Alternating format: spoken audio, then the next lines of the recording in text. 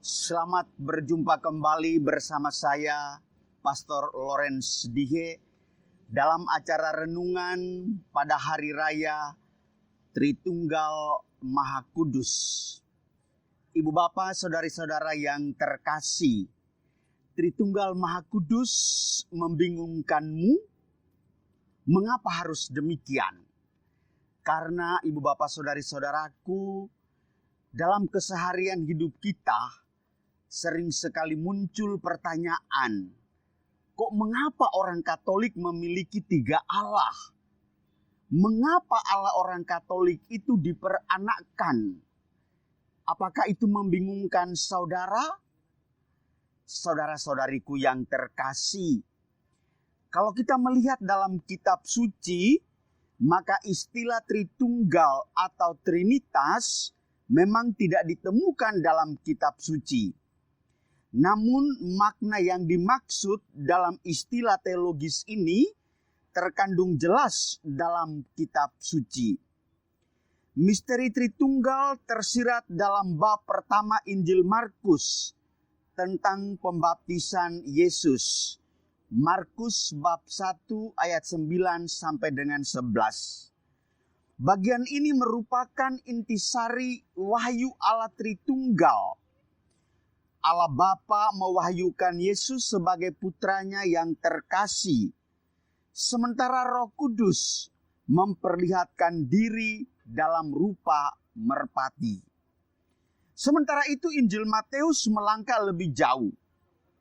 Dalam Matius, Yesus yang bangkit mengutus para murid untuk mengajar segala bangsa dan membaptis mereka atas nama dalam bentuk singular Bapa, Putra, dan Roh Kudus. Injil Matius bab 28 ayat 19. Dan dalam Injil Yohanes, konsep Tritunggal tersirat dalam relasi dengan hidup kekal antara Bapa dan Sabda. Injil Yohanes bab 1 ayat 1 sampai 18. Roh Kudus dilukiskan sebagai yang berasal dari Bapa. Injil Yohanes bab 15 ayat 26. Dan diutus oleh Putra. Injil Yohanes bab 16 ayat 7 untuk melanjutkan apa yang telah dimulai oleh Putra. Injil Yohanes bab 16 ayat 13. Saudari-saudara yang terkasih, bagaimana mengerti misteri Tritunggal Maha Kudus itu dalam praktis kehidupan yang lebih sederhana? Dalam sejarah kita mengenal aneka gambaran untuk memudahkan pengertian tentang misteri Allah Tritunggal. Dalam bahasa sederhana, ketigaan dikemukakan dalam kesatuan tak terpisahkan.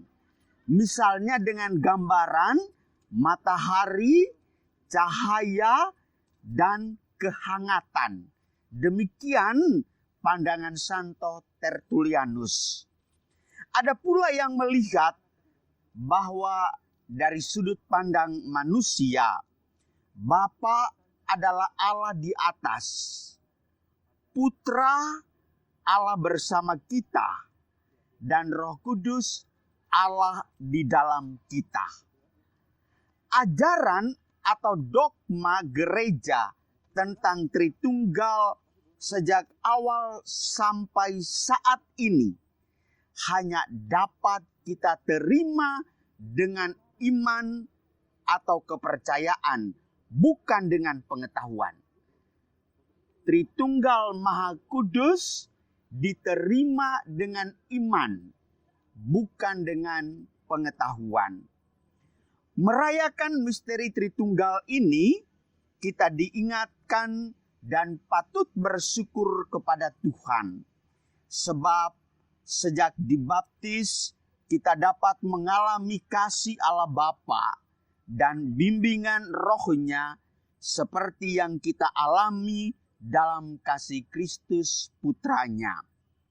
Ketiga pribadi Allah itu hadir dan bekerja di dalam hidup diri kita masing-masing.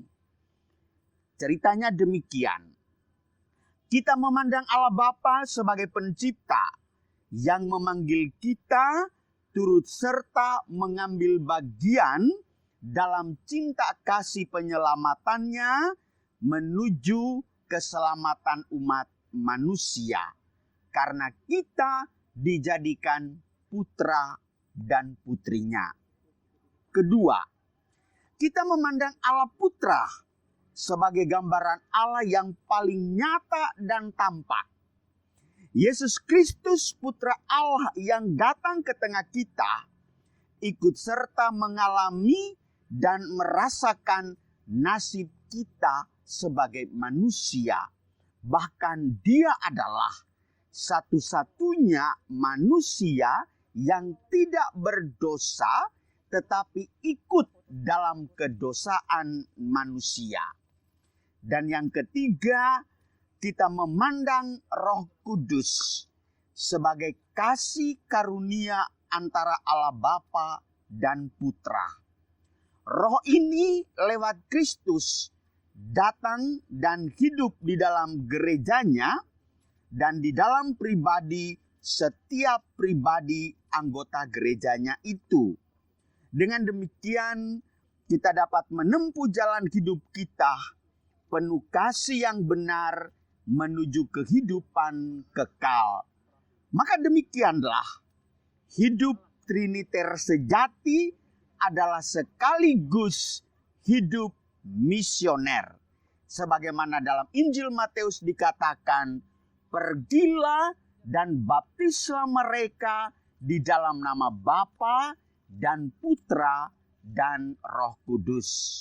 Saudari-saudara yang terkasih dalam Yesus Kristus, dogma tentang Tritunggal Maha Kudus menurut Katekismus Gereja Katolik yang telah berakar dari zaman jemaat awal menggariskan dengan tinta iman bahwa Tritunggal adalah Allah yang satu. Pribadi tidak membagi-bagi kealahan seolah-olah masing-masing menjadi sepertiga. Namun mereka adalah sepenuhnya dan seluruhnya. Oleh karena itu, Tritunggal Maha Kudus tidak boleh membingungkan saudara. Jangan memahaminya dari segi angka 3. Tetapi dia harus dipahami dalam bentuk analogis karena ia memiliki keesaan. Yang kedua, ketiga pribadi ini berbeda secara real satu sama lain, yaitu di dalam hal hubungan asalnya, yaitu Allah Bapa melahirkan, Allah Putra dilahirkan, Roh Kudus yang dihembuskan. Ketiga pribadi ini berhubungan satu dengan yang lain. Bapa dihubungkan dengan Putra, Putra dengan Bapa, dan Roh Kudus dihubungkan dengan keduanya. Hakikat mereka adalah satu, yaitu Allah. Saudari-saudara yang terkasih, memang pada akhirnya Trinitas hanya dapat dipahami dalam kacamata iman, karena ini adalah suatu misteri. Dan misteri di satu pihak membingungkan Anda, tetapi kalau Anda imani dengan sepenuhnya, maka tidak pernah ada misteri yang tersembunyi tetapi transparan di hadapan sesama. Meski ada banyak hal juga yang dapat kita ketahui dalam misteri tersebut. Manusia dengan pemikiran sendiri memang tidak akan dapat mencapai pemahaman sempurna tentang misteri Trinitas. Walaupun misteri itu sudah diwahyukan Allah kepada manusia. Akhirnya saya mengajak ibu bapak saudari-saudara sekalian, semoga perayaan misteri Tritunggal Maha Kudus ini tidak membingungkan Anda, tetapi semakin membuka khazanah iman untuk mengimaninya dalam konteks kepada Allah yang Maha Kuasa. Allah Bapa yang Maha Kuasa senantiasa memberkati Anda sekalian dalam nama Bapa dan Putra dan Roh Kudus. Amin.